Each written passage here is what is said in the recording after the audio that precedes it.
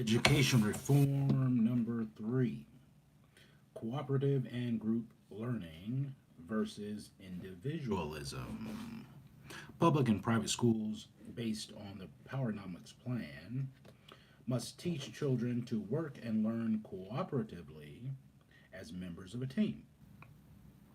White society credits Anglo-Saxon rugged individualism with development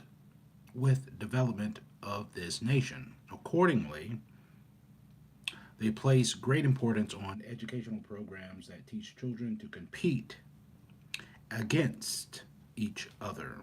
Individualism in schools is a form of educational Darwinism or survival of the fittest and brightest. It is a form of selfishness that encourages a child to be self-centered, to outdo and profit at the expense of another child. This is the same ideology that drives this nation's political and economic systems from which black people have systematically been excluded. If black children are going to successfully compete, they will have to experience countervailing education practices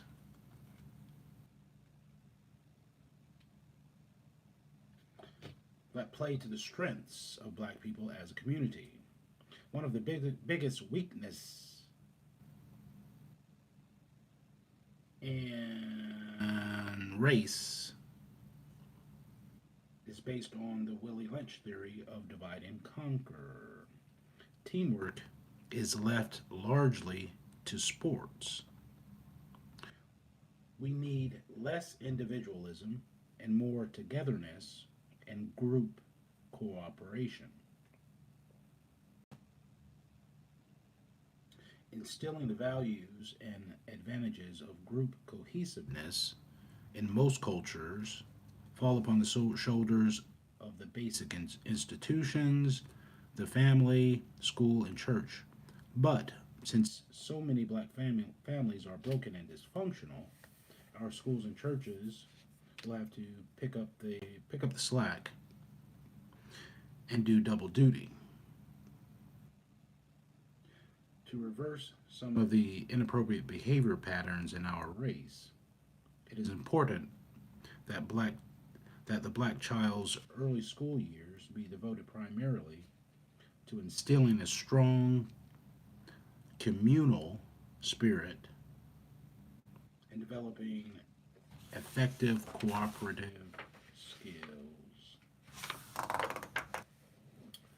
The nation was founded on the affirmation of individual liberties and rights while it was holding nearly 5 million black slaves hostage as a group. Beyond the rhetoric and myths that admonished blacks to behave as individuals, they were always treated as a group in practice. Pursuing the individualism myth left blacks bereft of group self interest and group based support structures. Teaching children to live as individuals is a philosophical design that works best for white children. They can afford to be individuals because they are the majority, and everything in society is designed to support and accommodate the white majority. It is minority groups that are hurt by the concept of individualism in a society in which wealth and power follow the numbers. Understanding vulnerabilities associated with individualism has not escaped many minority subcategories of the majority society. Jews are a good example. As a religious minority, they stay together as a group. While they encourage black Americans to seek social integration, They themselves did not seek religious integration. They understand that in a society with constitutionally approved religious pluralism, maintaining a separate religion works to their advantage. So, instead of social integration, Jewish Jewish solidarity should be an instructive model for blacks. One of the major reasons that Jews have succeeded economically and politically in America is that Jews move as a group. Jewish families and their religious institutions instill a sense of community and groupism in a young Jewish children and groupism in young Jewish children early in life. Years ago, a successful Jewish businessman told me that Jewish schools teach cooperative economics. The young students were reportedly taught that whatever they want to buy in life, somewhere there's a Jewish person, somewhere there's a Jewish person who makes or sells it. When successfully taught, this lesson of mutual support and cooperative economics guides Jewish people throughout their adult lives and keeps them united and economically strong at a fundamental level. Mhm.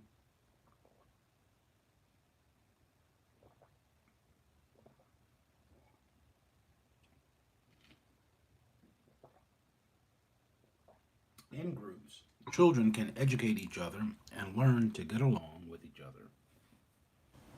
Research indicates that learning in group activities can provide double benefits.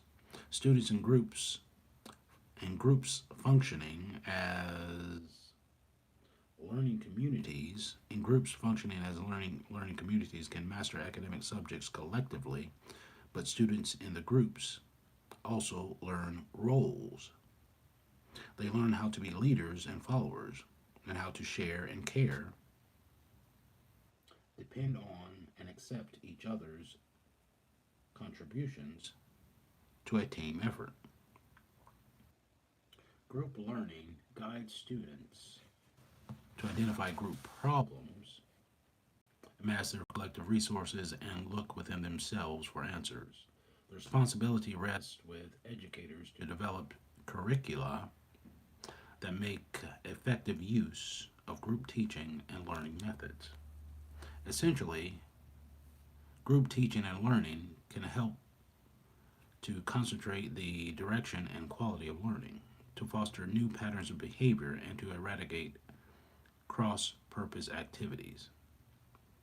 In schools that incorporate the Poweronomics plan, black children should learn how to relate to and depend on each other. Achieving a sense of belonging is a driving force behind the popularity of gangs in urban areas. The extra legal aspects notwithstanding, gangs offer black children a vehicle for team spirit, togetherness, security, a sense of direction, perceived power, and opportunities for gaining wealth otherwise missing from institutions within black communities. Schools can be forces to redirect the psychological forces that lead to the development of gangs by including opportunities for black children to compete group against group in an approved and guided manner. Groups give children comfort, motivation, and instant feedback.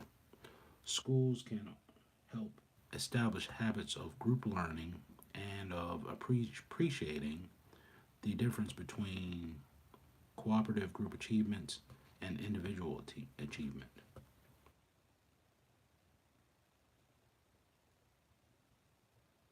Students can learn to produce for, buy from, and sell to members of their own communities while depending upon them for the necessities of life. They should also learn that in times of difficulty or in solving common problems, they can come together and formulate acceptable common solutions. But schools must teach a groupism that supersedes class and income differences. This will be a hard lesson for many upper middle income black children and their parents to learn because the ethic of individualism is well entrenched within them.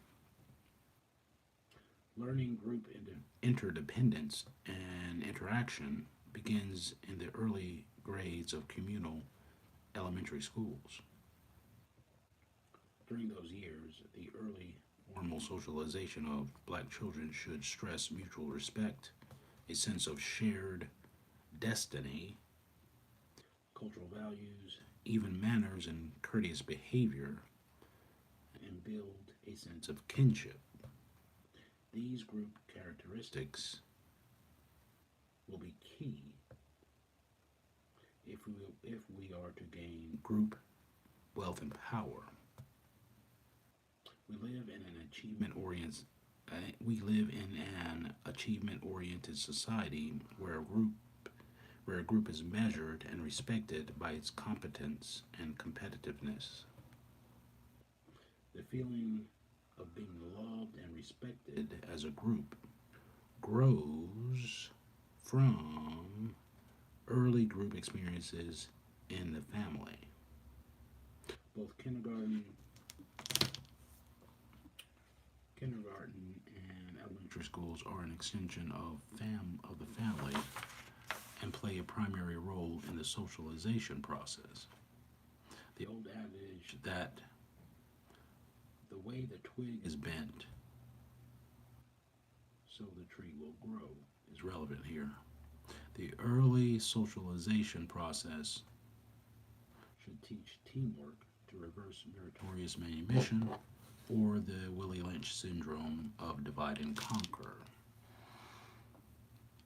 The community will be the basic building block for a new black America, and every black person should receive his recognition through the success of the group and the community, not for an outstanding solo performance.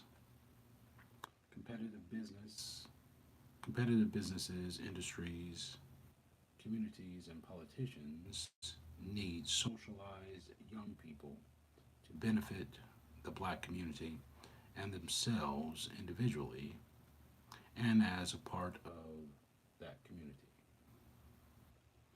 Teachers, administrators, and ancillary staff need training in the new philosophies, methods, and how to revise content to achieve the new group goals.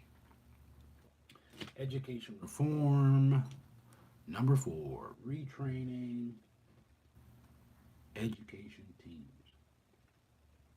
Mhm. Retraining education teams. Mhm. Community is the cornerstone for wealth and power and of the Powernomics National Plan. In Chapter 3, we learned how to convert our neighborhoods into functional communities. Black America's schools must be communities within a community and carry through that theme, especially in the formative elementary school years.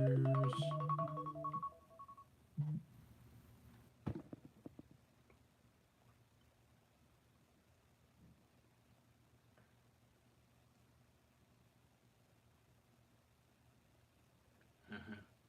The entire education team will need to be restrained or retrained so that they can reform the schools for our purposes. The instructional programs should teach the keys to community building: a sense of community, trust, cooperation, and group accountability, unity, group competitiveness, and academics, all in the context of Black heritage and local community goals. A communal philosophy should touch all aspects for the curriculum, defining how learning experiences are structured. Defining how learning experiences are structured. For instance, reading and math can be taught in the context of the community's economics, capital, and business needs. Schools should establish a direct relationship between the learning experience and ways students could use the information to empower their community and to promote unity.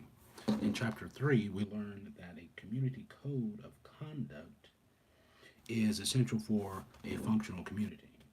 Learning the code of conduct in school in a formal way will guide the behavior of our children as they learn to relate to each other and to other groups or people inside their sphere and outside. Black children must first learn how to get along with and support other black children before they can get along with white, Asian, and Hispanic children. A code of conduct teaches the child how to respect, appreciate, and value black people so that those values will be a part of the children's be a part of the adults they become. A code of conduct teaches the child how to respect, appreciate, and value black people so that those values will be part of the adults they become. It is important that children be socialized early to be part of a group and to accept the responsibilities that group membership brings. Black America has internalized a code of conduct from white society that teaches that growth and stability in the white community is everyone's goal, and that Black America should never be independent, self sufficient, or competitive.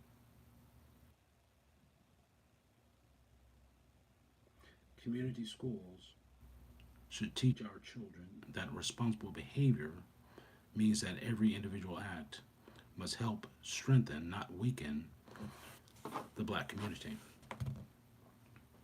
The principal function of the family is to protect young children. The family is the first economic and political entity to which black children are exposed. Kindergarten and elementary schools are extensions of the home and function as a child's first formal external socialization process. It is at this formal point that we must begin to build community-based education to close alliance with black parents. It is at this formative point that we must begin to build community based education in close alliance with black parents. In elementary schools, students usually learn how to excel individually instead of how to use their strengths to benefit their community and their race. Community focused education exposes children to systematic learning experiences that grow out of and relate to the needs, values, and concerns of the community. They should learn that being part of a group does not stop one from competing, but they must also learn the value of doing their best to make their group, their team, competitive. If they learn these lessons in their youth, they will continue to function as a team as they get older. Parents will also need support because they are products of the very schools that they want to change, and because they are also struggling to recognize and reverse the inappropriate code of conduct that was instilled in them. The alliances between schools and families and community based schools are mutually supportive environments where children grow as individuals while learning to function as an effective member of a defined group.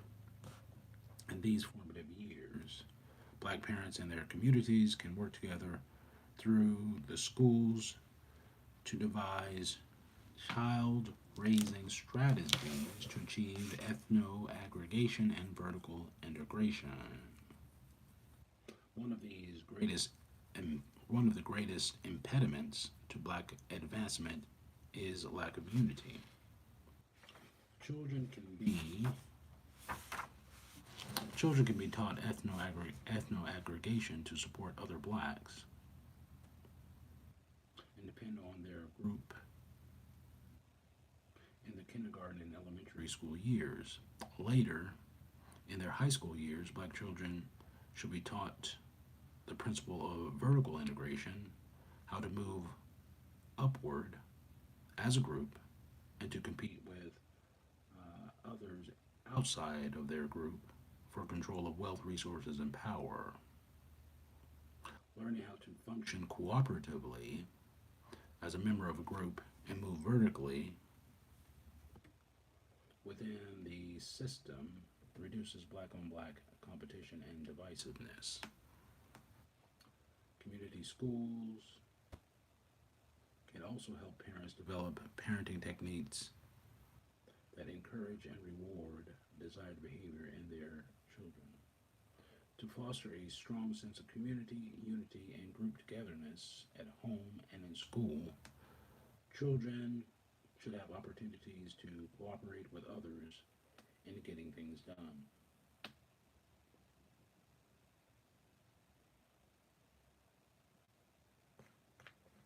Community schools also bear the heavy responsibility of socializing children to be competitive students as well as functional adults. Clearly, this responsibility is not being fulfilled in regular public schools, where nearly 40% of all black children who start first grade drop out before completing high school, and many of them spend most of their lives on unemployment, welfare, or prison rolls. Whether it is because the children are not in the schools or the schools are dysfunctional, either way, too many black children are not equipped with the attitudes and skills that they need to function competitively in American society. One of the primary objectives of community based high schools should be to prepare children for the real job markets instead of requiring them to endure instructional programs that have no relevance to the real world. Powernomics stresses the school stress Powernomics stresses that school, families, and communities create alliances that direct students into community service. Out of school activities and resources should support and complement school activities. Out of school activities and resources should support and complement school activities. Early communal, Early communal experiences in elementary schools lay the foundation for children to learn the academic and vocational skills they will learn in secondary school. If black Americans are going to ever have sufficient and competitive communities and acquire group patterns, our schools must in and of themselves become communities. If black Americans are going to ever have self-sufficient and competitive communities and acquire group behavior patterns, our our schools must, in and of themselves, become communities. It will be teachers, administrators, and other staff who will find ways to impart these critical new values and accept the challenge of these new roles, but they will require extensive support and training.